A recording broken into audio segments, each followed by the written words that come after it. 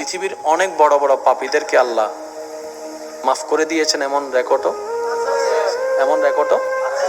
এবার একটু শুনেন, হযরত মূসা আলাইহিস সালামের যুগে একজন পাপিষ্ঠ, এমন পাপিষ্ঠ ছিল যাকে সমাজ থেকে সবাই বহিষ্কার করে দিয়েছে। যখন তার শরীর দুর্বল হয়ে গিয়েছে, রোগাক্রান্ত হয়ে গিয়েছে, ক্ষমতা শেষ হয়ে গিয়েছে, সবাই তাকে এলাকা থেকে বের করে দিয়েছে। এমন একটা জায়গায় তাকে ফেলে দিয়েছে যেখানে আশেপাশে কেউ। এবার সে যখন অসুস্থ শরীর, খাবার নাই, ঘুম নাই, শরীরের মধ্যে ক্ষত বিক্ষত, একদম জরাজীর্ণ অবস্থা, যখন তার পাশে কেউ নাই, এবার সে চোখের পানি ছেলে রবের দিকে তাকিয়ে বলে, ইয়া রব, সবাই তো আমাকে ফেলে দিয়েছে, তুমিও কি আমাকে ফেলে দিবা? মাওলা, তুমি না রহমান, তুমি না গফফার, তুমি না সত্তার, তুমি না খালিক। ও মাওলা, তোমার দরবারে তো রহমতের কোনো কমতি নাই।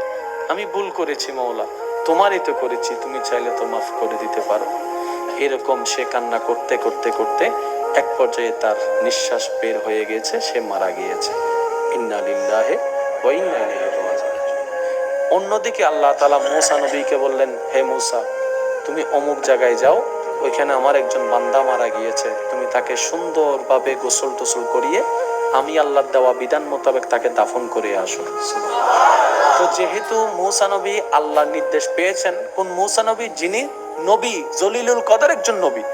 উনি ওই এলাকায় গিয়ে যখন খুঁজতে লাগলেন মানুষটাকে, সবাই বললেন, আপনি একজন নবী, এরকম গুনাহগারকে আপনি খুঁজেন কেন? তো রব পাঠালেন, যেহেতু বুঝে শুনে পাঠিয়েছেন। এখন আয়েশা দেখে যে সবাই ওনার বিপক্ষে, কাহিনী তো মিলে না, ব্যাপারটা কি? যেহেতু রবের হুকুম এসেছে, কারো কথা শোনার কোনো দরকার নেই। এবার উনি গিয়ে সমস্ত কাজকর্ম করে আল্লাহর দেওয়া বিধান মোতাবেক ওনাকে দাফন করলেন।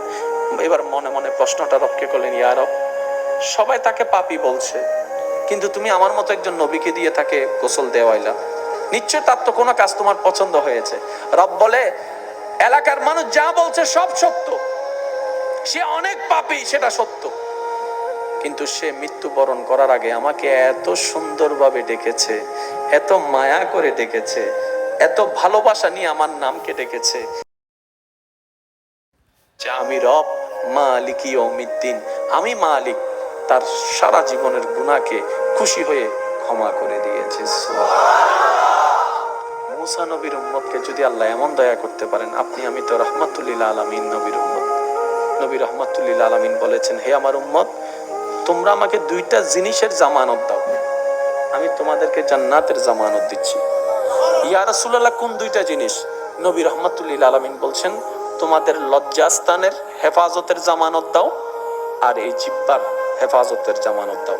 এই লজ্জাস্থান অন্যায়ভাবে ব্যবহার করা যাবে না, আর এই জবান কখনো ভালো ছাড়া খারাপের জন্য ব্যবহার করিও না। এমনকি এই জবান কারো অন্তরে যেন কথা দিয়ে আঘাত না আসে, সেভাবে তুমি চলবা। তুমি এই দুইটার হেফাজত আমাকে দাও, ঈমানের পরে জান্নাতের দায়িত্ব আমি নিয়ে নিলাম।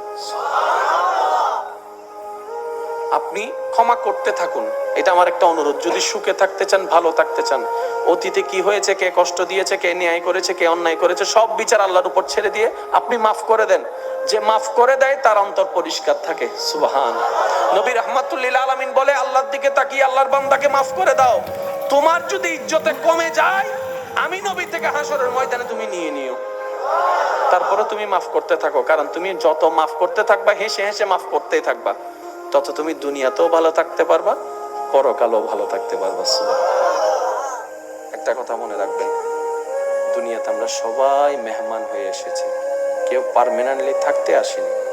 তো 2 দিনের দুনিয়া, অর্ধেক সময় তো শেষ, আসেন না।